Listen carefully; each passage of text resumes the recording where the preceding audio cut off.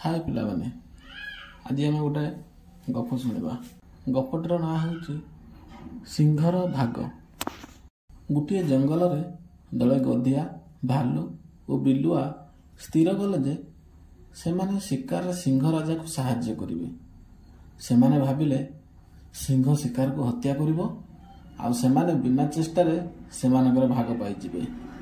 सिंह एतरे राजी हैला। प्रथम चेष्टा रे सेमाने गोटे शिकार पाइले। एइटी गोटे बड़ षंड थिला।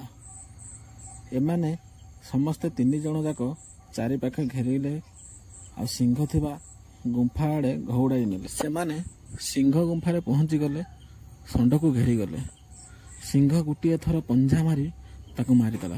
तापरे बिलुआ कहिला आमे ए मांस को 4 भाग रे विभक्त करिवा, प्रत्येक गोटे लेखाएं भाग पाइबे। सिंह किंतु यह शुणी गर्जन कला, प्रथम भागटी मोर, जेहेतु मो पंजा शिकार मारिछि।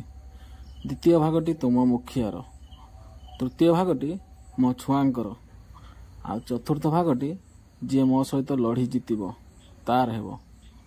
तुम ठारू जे शक्तिशाली ता सहित जुक्ति अनावश्यक।